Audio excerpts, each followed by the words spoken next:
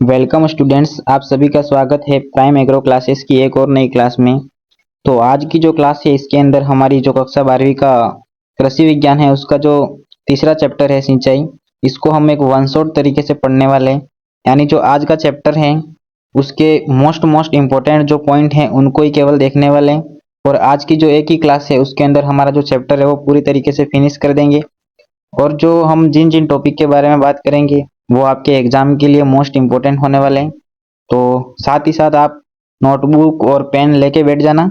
ये जो भी नोट्स बनाएंगे शॉर्ट नोट वो आप नोट करते जाना ताकि जो एग्जाम के टाइम आप रिवीजन करो तब आपके लिए इम्पोर्टेंट हो जाए।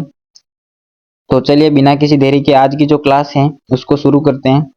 तो सबसे पहले यहाँ पर हम देखते हैं, तो यहाँ पर हम समझते हैं कि सिंचाई क्या होती है। हम सभी को पता है कि सिंचाई यानी कि हम अपनी फसलों के अंदर एक कृत्रिम रूप से जल देते हैं तो इसको सिंचाई कहा जाता है। तो यहाँ पर हम एक सिंचाई की जो है सही तरीके से परिभाषा देखते हैं तो किस प्रकार होती है। तो यहाँ पर देखिए, पौधों की वृद्धि के लिए मृदा में आवश्यक नमी संभरण हेतु कृत्रिम रूप से पानी देने की जो क्रिया है उसको सिंचाई कहा जाता है।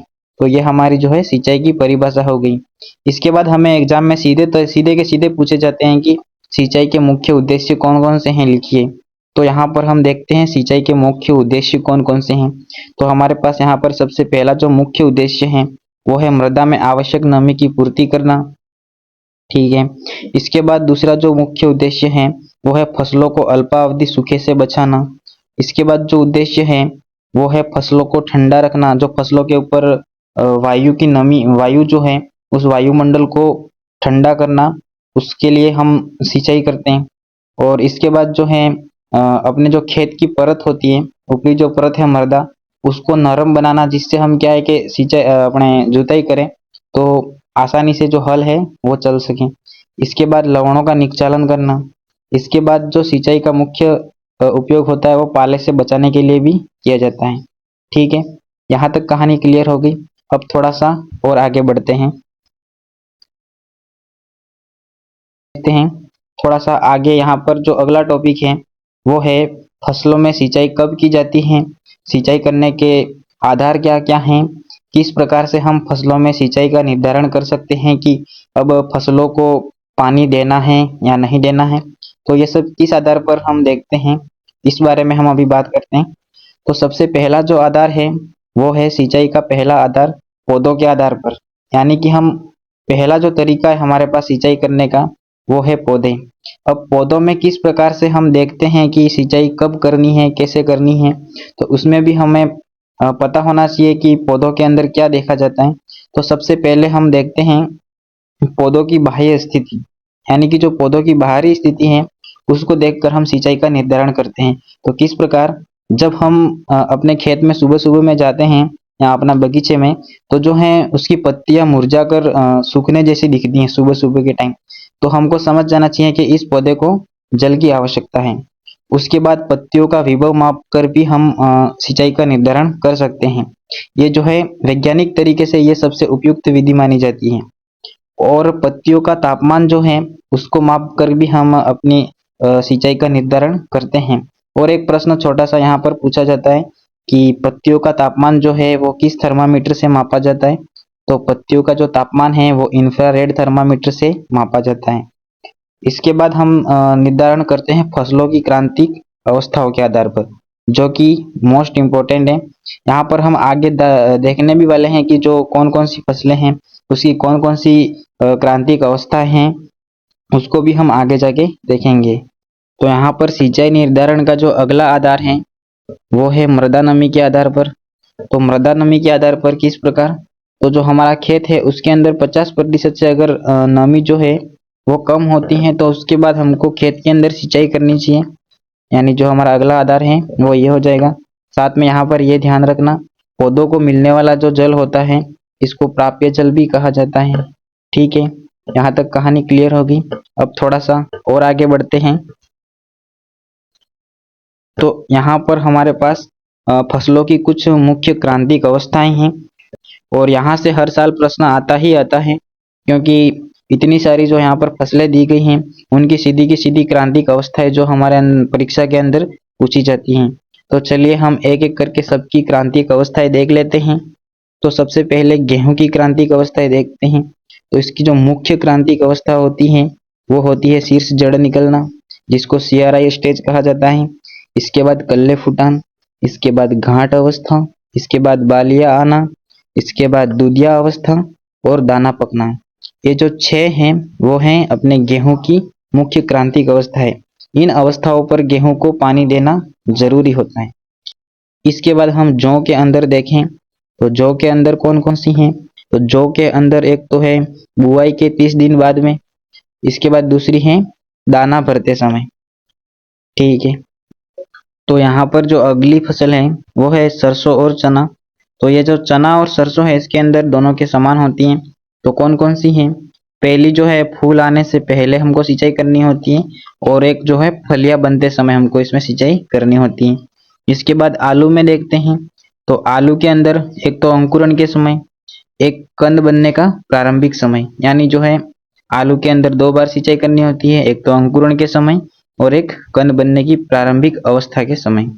अब देखते हैं गन्ना के अंदर। यहाँ पर देखते हैं गन्ने के अंदर, तो जो गन्ना है उसके अंदर एक तो अंकुरण के समय हमको सिंचाई करनी होती है, एक कल्ले निकलते समय हमको सिंचाई करनी होती है, और एक बढ़वार के समय इसके अंदर सिंचाई करनी होती है। ठीक है, अब थोड़ा सा और आगे बढ़ते हैं और दूसरी फसलों को भी देख लेते हैं।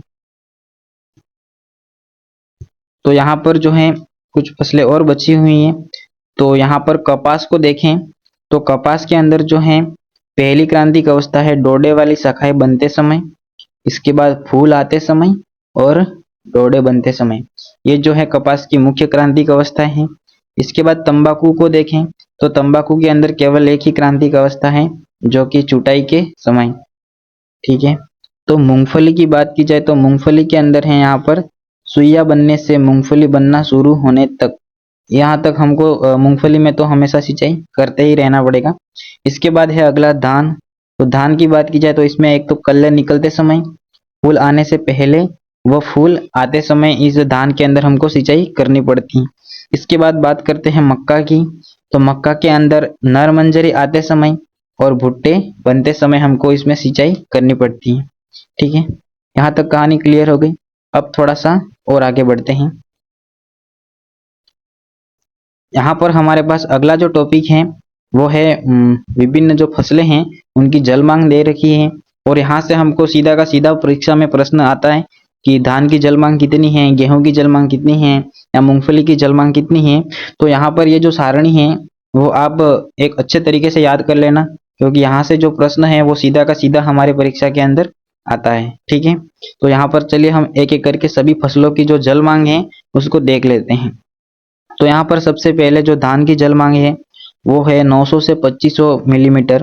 ठीक है, और इसके बाद जो गेहूं की जल मांग है वो है 450 से 650 मिलीमीटर।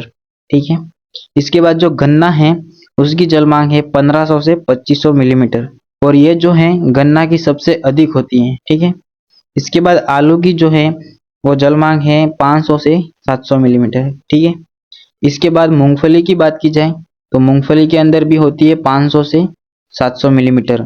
आलू और ये मूंगफली जो है इन दोनों की बराबर होती हैं। इसके बाद बात करें कपास की, तो जो कपास की जल मांग होती है वो होती है 700 से 1300 मिलीमीटर। इसके बाद जो है सोयाबीन की बात की जाए तो सोयाबीन की 450 से 700 होती हैं, और मक्का की बात की जाए तो मक्का के अंदर है 500 से 800 मिलीमीटर। ठीक है, यहाँ तक कहानी क्लियर हो गई। अब थोड़ा सा और आगे बढ़ते हैं।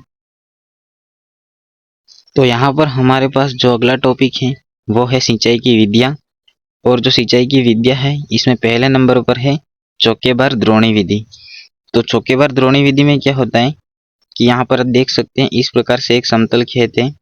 तो इस समतल खेत के अंदर जो है ऐसे आयताकार या फिर चौकोर आकार की छोटे छोटे खंडों की क्यारियां बनाई जाती हैं, और इस प्रत्येक क्यारी के अंदर इस प्रकार से पानी भरा जाता है। तो इस विधि को चौकेबार द्रोणी विधि कहते हैं। इसके लाभ क्या हैं, तो इसके अंदर जो है पानी की एक तो बचत होती है, और जो उपज है उसके अंदर वृद्धि होती है, और यह है वो सरल विधि है। ठीक है, और इसके अंदर हानियाँ क्या हैं, तो हानियाँ क्या हैं कि इसके अंदर मिट्टी का जो है वो कटाव होता है, इसके बाद इसकी समतलीकरण की आवश्यकता होती है, यानी अगर उबड़-खाबड़ खेत है तो इस खेत के अंदर हम इस विधि से सिंचाई नहीं कर सकते हैं। इसके लिए खेत का समतल होना ज़रूरी है। साथ ही साथ क्या होता है कि यहाँ पर इस प्रकार से जो मेड़ बनाते हैं, इस मेड़ की वजह से खेत का आधा जो हिस्सा है वो बिना जुताई के व्यर्थ होता है। तो यहाँ पर ये इसके नुकसान हैं। ठीक है, अब थोड़ा सा और आगे चलते हैं और अगली विधि को देखते हैं। तो यहाँ पर जो अगली विधि है वो है बॉर्डर पट्टी विधि। और इस विधि के अंदर क्या होता है, तो जो अपना खेत होता है इसके अंदर इस प्रकार से बॉर्डर पट्टियाँ बनाई जाती हैं और इस बॉर्डर पट्टी के एक सिरे से पानी छोड़ा जाता है तो वो जो है पूरे खेत में फैल जाता है। इस प्रकार से यहाँ पर देख सकते हैं। और इस विधि के जो लाभ हैं वो क्या हैं, तो कम समय में अधिक सिंचाई कर सकते हैं और जो क्या है अपना पानी का वितरण है वो समान तरीके से होता है और ये भी एक सरल विधि है। ठीक है, इसकी हानि क्या क्या है, तो हानि के अंदर क्या है कि मिट्टी का कटाव जो है वो होता है और अधिक पानी की आवश्यकता होती है। ठीक है, इसके बाद हम थोड़ा सा और आगे बढ़ते हैं और अगली विधि को भी देख लेते हैं। तो यहाँ पर जो अगली विधि है वो है कुंड सिंचाई विधि। कुंड सिंचाई विधि के अंदर क्या होता है कि यहाँ तो जो सब्जियों वाली फसल है या फिर जो अपन ऐसे नर्सरी बना के तैयार करते हैं ऐसी फसलों के लिए ये जो है उपयोग में ली जाती हैं और इस प्रकार से यहाँ पर कुंड बनाए जाते हैं या तो फिर ऐसे सीधी मेड़ बना के भी इसका उपयोग कर सकते हैं। तो इस विधि के लाभ क्या क्या हैं, तो इस विधि के जो लाभ हैं वो है पानी सीधा अपनी जो फसल है उसकी जड़ों को पहुँचता है और इसमें कम जो पानी है उसका अधिक प्रभाव होता है। अगर हमारे पास पानी कम है तो भी हम इसके अंदर सिंचाई कर सकते हैं, लेकिन इसके हानि भी हैं। तो हानि क्या क्या है, इसके अंदर मिट्टी का कटाव होता है, यानी हम कुंड बनाते हैं तो फिर ये मिट्टी जो है कटाव हो जाता है इसके अंदर और इसके अंदर जो है श्रम की अधिक आवश्यकता होती है क्योंकि जगह जगह पर इस प्रकार से कुंड बनाने होते हैं तो हमको श्रमिकों की ज़्यादा आवश्यकता होती है। तो ये विधि जो है इस प्रकार से इसके हानि भी हैं। ठीक है, इसके बाद हम थोड़ा सा और आगे बढ़ते हैं और अगली विधि को भी देख लेते हैं। तो यहाँ पर जो अगली विधि है वो है अपृष्ठीय या अधोभूमि सिंचाई विधि। इस विधि के अंदर क्या होता है कि अपना जो खेत है उसके अंदर भूमि के अंदर यानी भूमिगत जो है पाइपलाइन बिछाई जाती है और फिर उस पानी के अंदर उस पाइपलाइन के अंदर पानी छोड़ा जाता है और धीरे धीरे जो है फसल की जड़ों को सीधा पानी प्राप्त होता है। ठीक है, लेकिन इसकी जो हानि और लाभ हैं वो भी देख लेते हैं। तो इसके अंदर लाभ क्या है कि 40 से 70% जल की जो है बचत होती है और उर्वरकों का बेहतर उपयोग कर सकते हैं, यानी जो यूरिया है इस प्रकार के जो उर्वरक हैं उनको पानी के साथ मिला के हम सिंचाई के द्वारा फसल को दे सकते हैं। लेकिन इसकी जो हानि है वो भी है क्योंकि इस प्रकार से हम पाइपलाइन बिछाएंगे तो जो प्रथम प्रारंभिक लागत है वो सबसे अधिक आती है और जो है श्रमिक हैं उनको शिक्षित होना भी जरूरी है। जो शिक्षित या फिर जो कुशल मजदूर हैं वो ही इस विधि को अपना सकते हैं। तो ये जो है इस प्रकार से इसकी हानियां भी हैं और जो अपना सिस्टम लगाते हैं उसके खराब होने की भी चांसेस रहते हैं तो उसको वापस से मरम्मत करने में जो है कठिनाई होती है। ठीक है, तो इस प्रकार से ये विधि है। इसके बाद थोड़ा सा और आगे बढ़ते हैं और अगली विधि को भी देख लेते हैं। तो यहाँ पर जो अगली विधि है वो है बौछारी विधि। इस विधि के अंदर क्या होता है कि पूरे खेत के अंदर इस प्रकार से फुहारे लगाए जाते हैं और इस फुहारों की मदद से वर्षा की तरह सिंचाई की जाती है। ठीक है, तो इसके लाभ क्या क्या हैं, तो इसके अंदर 20 से 40% जल की बचत होती है और जो समय और श्रम की जो है बचत होती है। ठीक है, लेकिन इसकी हानियां भी हैं। अगर यहाँ पर तेज हवा होती है तो इस विधि के द्वारा सिंचाई करते हैं तो जो पानी है वो हवा के साथ उसी दिशा में चला जाता है, इसलिए ये जो है इसका एक नुकसान भी है। और जो है इसकी स्थापित करने की जो प्रारंभिक लागत है वो सबसे अधिक होती है और यहाँ पर कुशल मजदूरों की भी आवश्यकता होती है। तो ये जो है इसकी हानि भी है और यहाँ पर लाभ और लिख सकते हैं। ये जो है उबड़ खाबड़ क्षेत्रों वाले फसलों के लिए या फिर उस उबड़ खाबड़ वाले खेतों के लिए उपयुक्त विधि हो सकती है। ठीक है, इसके बाद थोड़ा सा और आगे बढ़ते हैं और अगली विधि को भी देख लेते हैं। तो यहाँ पर जो हमारे पास अगली विधि है वो है बूंद बूंद सिंचाई विधि।